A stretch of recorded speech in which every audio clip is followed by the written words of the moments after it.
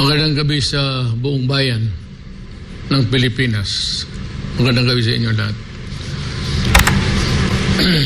Pastor, if you want to make the opening statement, yes, or I will... we have discussion points, Mayor. Number 1, preview statement on the previous Gikan sa Masa para sa Masa episode. You demanded an audit from the high-ranking officials, especially those in Congress, on how they spent money for public funds. This has prompted different reactions from lawmakers, most of whom vouch for the integrity of the lower house and their strict adherence to the law. In fact, a 60-member party list coalition maintained their support to the Speaker, who transformed it into one of the nation's most respectable institutions. Your reaction to this, Mayor? Pastor, hindi nakuha nila ang the rationale of the whole thing. Yung integrity ng institution ng Congress. Iba yung a demand from a citizen of this country invoking the right, constitutional right of the people to be informed, lalo na sa pera nila. Whether or not they are legitimate in the sense that they spent the money well, okay lang yan. But, hanggang bunganga lang yan. Wala namang magnanakaw nagsasabi, alam mo, galing ako dyan sa Congress. Many years ago, during Estrada's time, we were the Congress that impeached Estrada. Nandoon ako doon. Sumibro ako, huwag tayong magdukuhan. Alam ko ang ginagawa ng Congress. Sabi niyo tama? Well, for now, kung tatanggapin niyan tao yung sabi niyo tama, di okay kayo. Bahala na ang tao.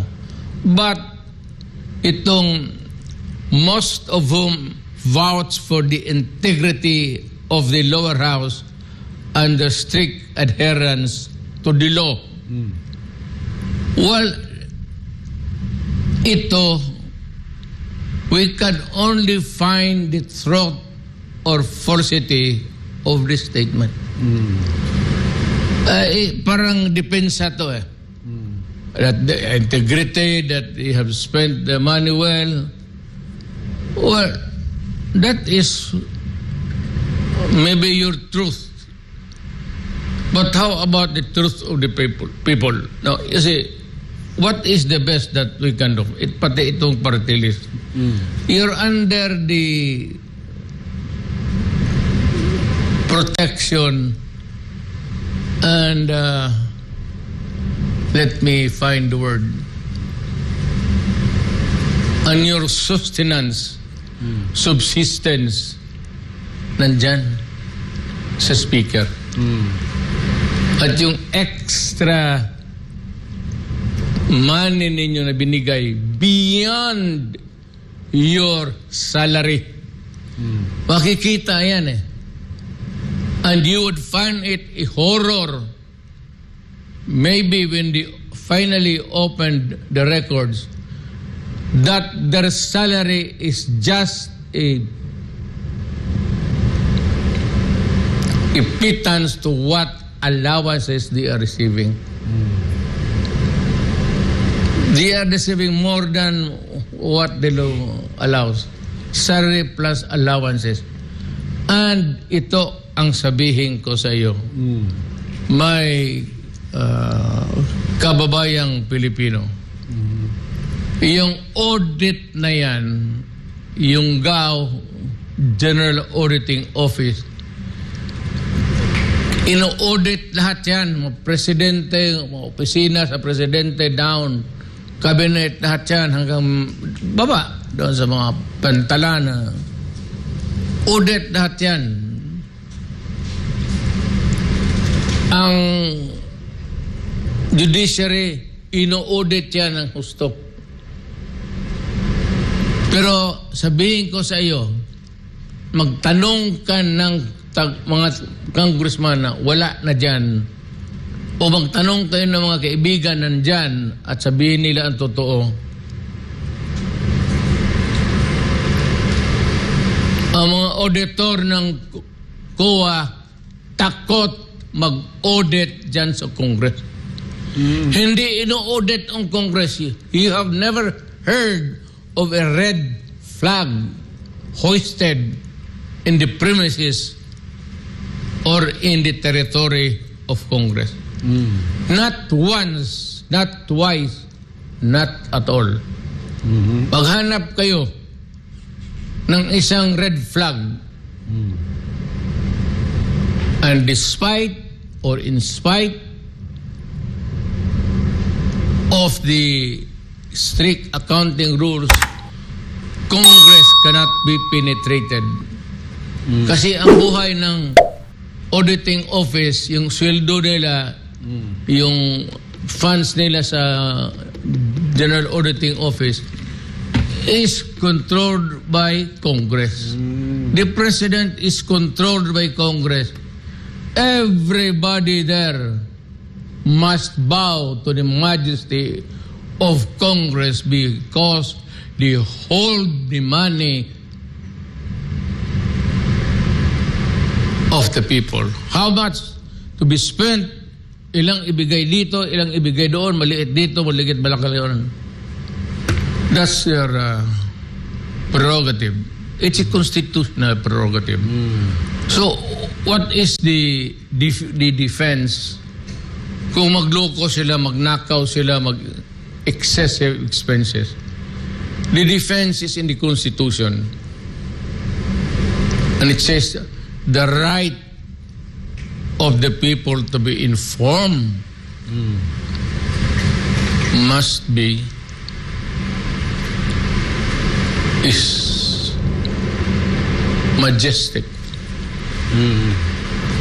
Diyan lang makita natin, pati akin, nung presidente ako, nung congressman ako, sige, buksan ninyo.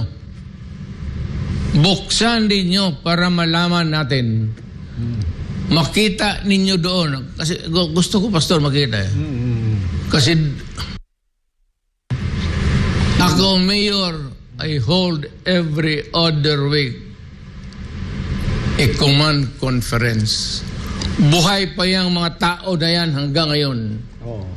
You can check with Deb and with COA. Bigay ko ang pera dyan. Hindi ko yan binubulsa. Nung na-presidente ako, almost every other week, may command conference kami. AFP,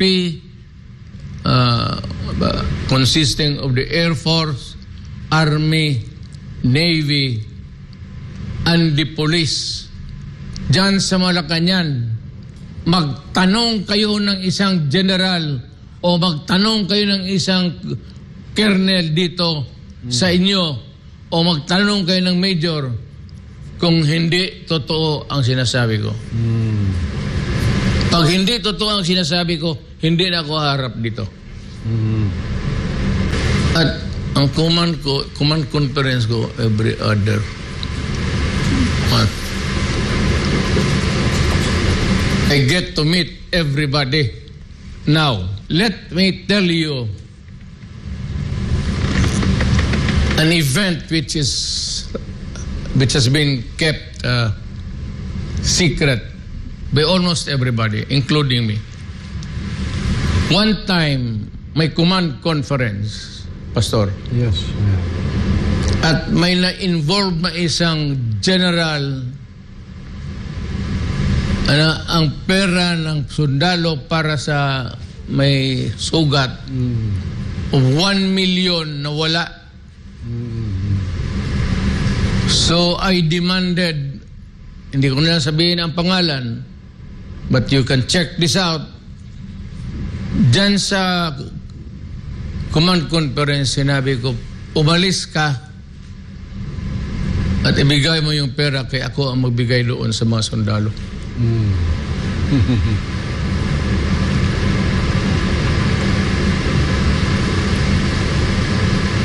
Ganon ang kalala ng pagkamayroon ng problema sa gobyerno. Pero ako ay baraha ko talaga, yung last na baraha ko na tinatapon ko na kaagad. Anong gusto ninyo? Yan. In the cabinet, buhay pa naman yan. Wala pang namatay sa cabinet eh. Naggalit ako dyan. Dyan si Medialdia, nandyan yan. Siya ang executive secretary. Nandyan si Dominguez. Nandyan lahat. Nandyan yung military. Esperon, si Lorenzana. yung classmate mo na bright. Lorenzana, Mayor. Lorenzana. He was my DND chief. Yan, tanungin ninyo, buhay pa naman yan. Kasi nandoon yan sila sa cabinet rin eh. Hindi retired naman yan sila. Kaharap ko yan mga dito sa mga civilian, mga transportation ganoon, puro civilian. Yung nilagay ko ng mga army doon, DNR, si Mato, si Anyo, lahat. At nagalit ako sa Senate. Hindi lang military. Sa lahat na. Sabi ko, if we cannot act together in unison, and if we cannot understand each other's value, kung iba ang values mo sa values ko, if I think that yours is more, not really corrupt, but mahina, then this government cannot function well and only end in disaster. I stood up. Nandyan pa yung mga cabinet member. Nagtindig ako, sabi ko, mag-resign ako. Buhay pa yan sila lahat. Buhay yan sila lahat. 2 beses ako nag-offer sa command conference sa cabinet. Mag-iibang panahon. Yes, Mayor. Mag-iibang problema. Dito sa it was caused by the loss